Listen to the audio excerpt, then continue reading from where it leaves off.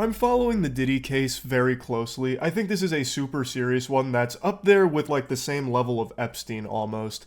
And in following the case so closely, where I have peepers on it at all times, I'm also following his lawyer pretty closely.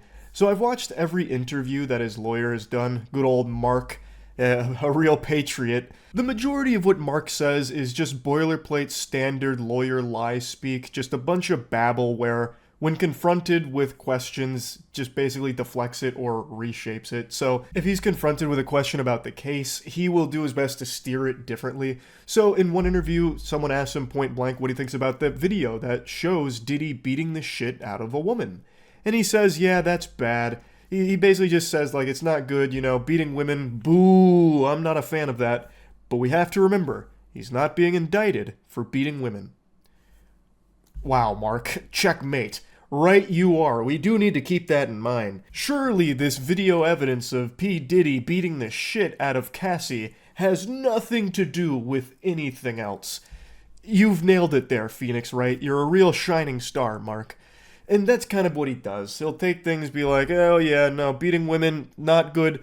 But that is not what he's indicted for. In fact, they're coming after him for sex trafficking. Can you believe it? What nonsense. It's ridiculous, and we're gonna prove it in court. We'll give him the razzle-dazzle, a little bit of that slam jam, thank you ma'am, and prove that P. Diddy is an innocent man. It's a bunch of fucking nothing, a giant nothing burger with the way Mark talks about it. I know he knows that P. Diddy is guilty, but he's about to get a fat paycheck for it. So there's not a whole lot I want to talk about when it comes to Mark's interviews or statements, but there are two interviews I want to show you and really talk about because they are beautiful. So Mark's been getting asked a lot about the baby oil. Mark has to defend so many awful, fucking heinous, and downright weird things for his client, and he has to defend all of them, mind you, which includes the fucking baby oil. And the way that he tries to defend it is so silly. He is a fucking amazing clown. So if like this whole lawyer thing doesn't work out for him, or if he wants to retire and just like do something on the side, this dude absolutely needs to get into like honking his nose professionally, because this shit is great. They called them freak-offs. But, back when I was a kid in the late 70s, they were called threesomes. If these are genuinely threesomes, how do you explain 1,000 bottles of baby oil?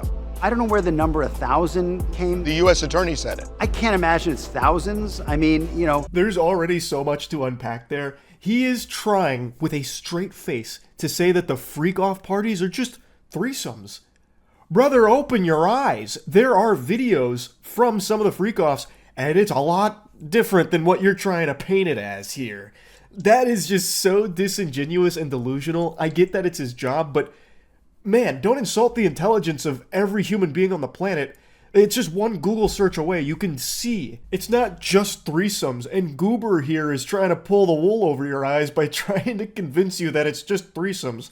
Well, back in my day, we used to call that a threesome. Now all of a sudden it's a freak-off or some shit. Like, what are you talking about? It's so dumb. But anyway, to the baby oil. He immediately tries to downplay it like, oh, it wasn't 1,000. Where'd that made-up number come from? That's a fucking fake news fib right there. And the interviewer's like, no, that came from the attorney. Like, no, that's the official statement. And he's like, no, they must be lying. Surely they're lying about that. And I'm not really sure what the baby oil has to do with anything. They're essentially saying it's a lubricant for an orgy.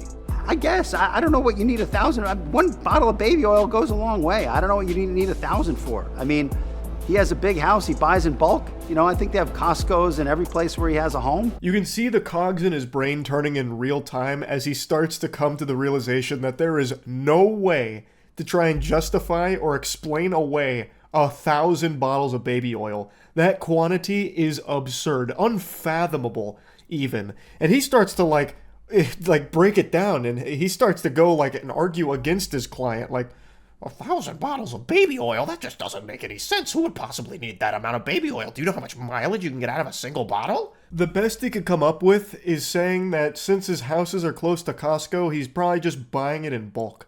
I decided to look it up, just out of curiosity, what the biggest bundle of baby oil you could even buy in bulk is, and the biggest pack that I could find was 5.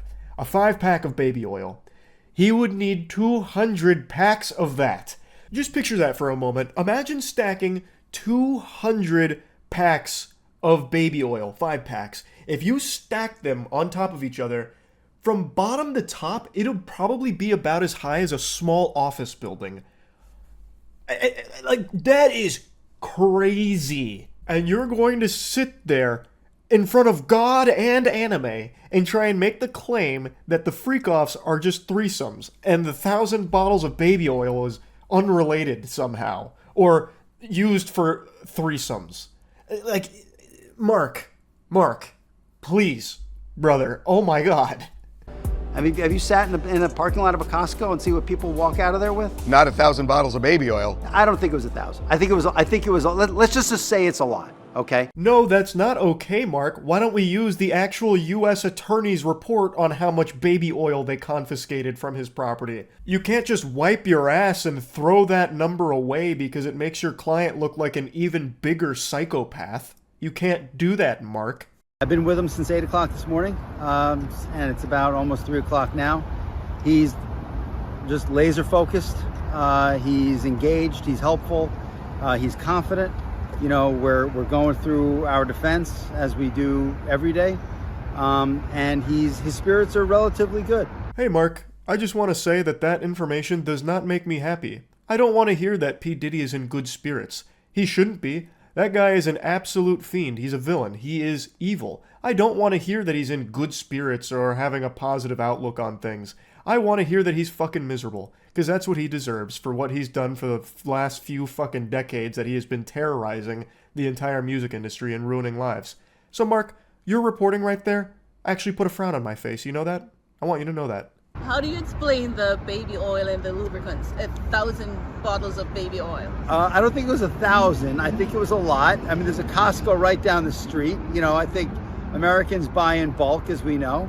And you know, this is consensual adults doing what consensual adults do. You know, we can't get so puritanical in this country to think that somehow sex is a bad thing, because if it was, there'd be no more people. He's really sticking to the Costco theory here.